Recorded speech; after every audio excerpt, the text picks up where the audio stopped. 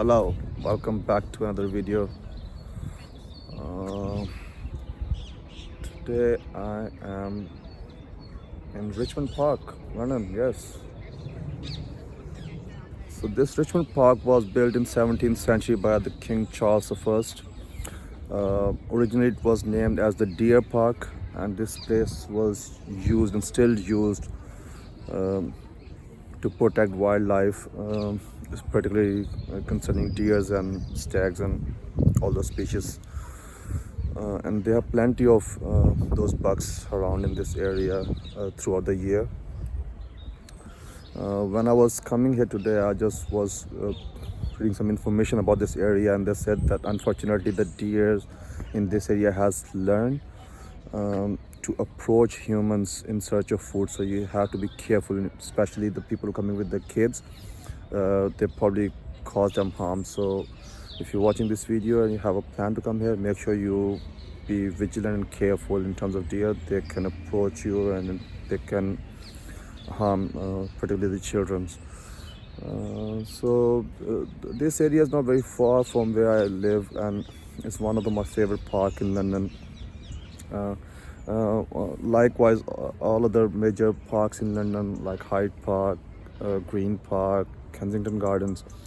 This Richmond Park is also administered and managed by the Royal Parks, and I think they are doing a great job in the way they are maintaining its in its natural habitat. And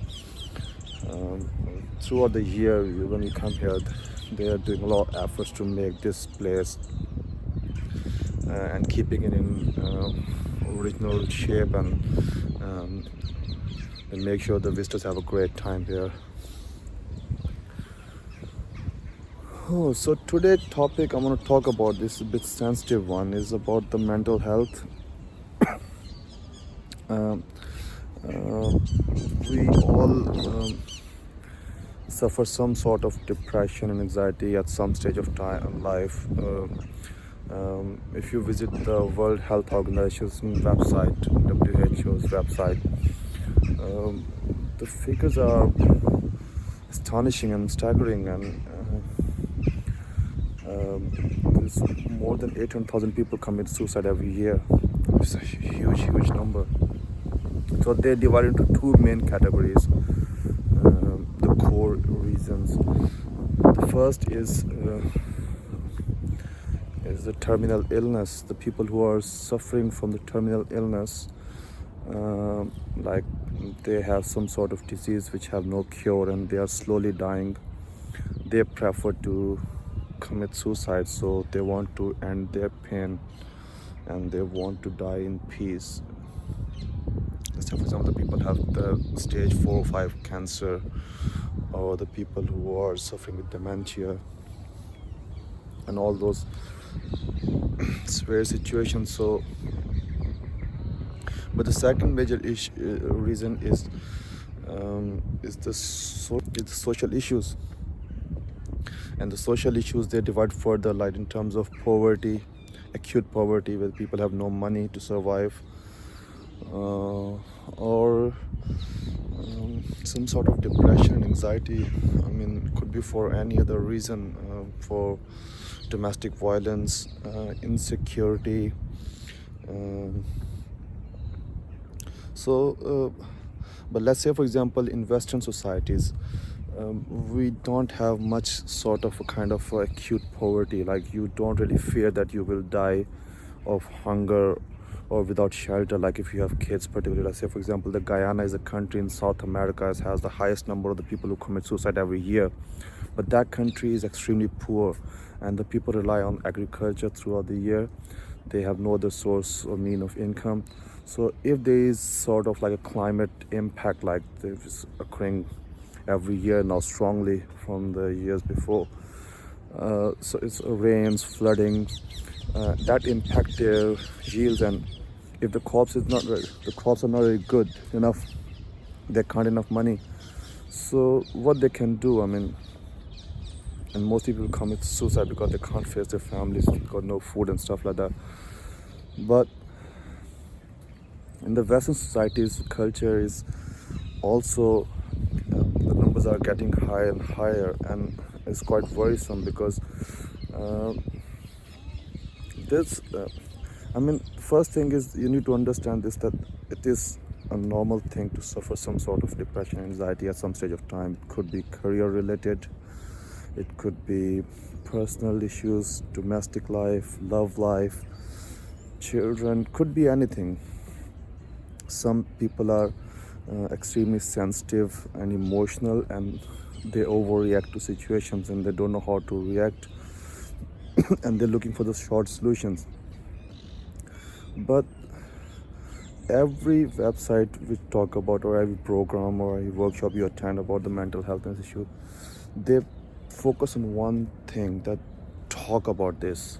Don't hide this stigma, don't keep it to yourself. If you ever have such sort of feeling that where you think that you should go to that downside, you should talk to people who are near to you, your friend, your colleague, your family member. Just tell them and share you why you feeling that way. And I understand that there's a problem, but this is not a solution. I mean, if you're looking for escape, you just leave the battlefield and you go for easier option rather staying in there and fighting. And that's the life is, that's the true meaning of life, that you continuously pushing yourself to the limit, working out. Life is a beautiful thing, as you only have one life. I mean, make the most of it. There are people who are generally sick and they are unable to do. The disabled people, they can't make much contribution, so it's very unfair to those people as well. If the healthier people, they're starting their life for small issue which they can solve them, which can be resolved. So what I found, because I have been facing depression at some stage, like 12 years ago when I was in high school, and what really helped me is the two things, that are reading good books and helping other people. That's worked for me, and I'm sure that if other people think about these two areas, like where they can read the books of their interest, it can distract and take away from those negative thoughts. And also by helping other people give you a lot of realization that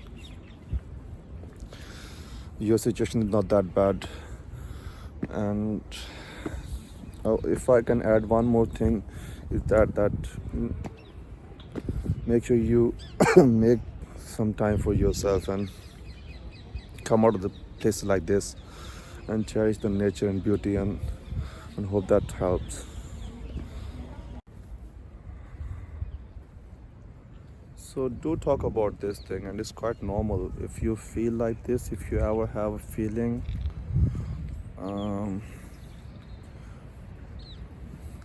just give yourself a chance and become a fighter rather than a quitter.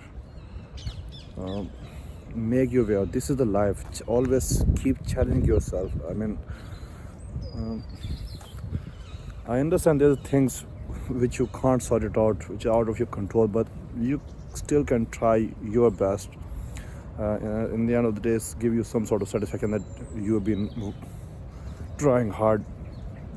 It's same as like a lot of people play football and other sports, or the people who work in the entertainment industry, like acting and stuff, or music. There are bare talented people all around, but not everyone can get the chance or enough chances. Some of them finish at the top tier, where others can't really make it to that level. So, but that's how it is.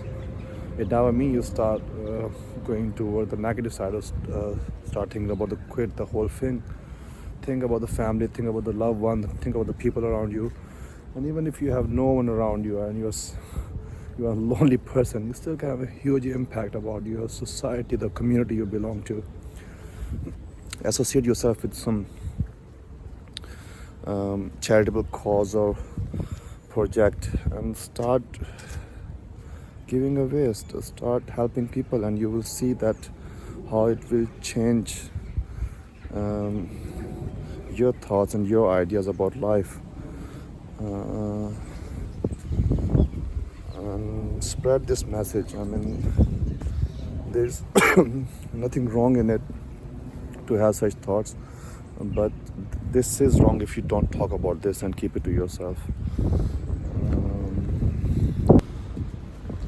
Guys, I finished my video here. Hope you like it. I wish you all a very happy and prosperous new year. Have a lovely day. Bye bye.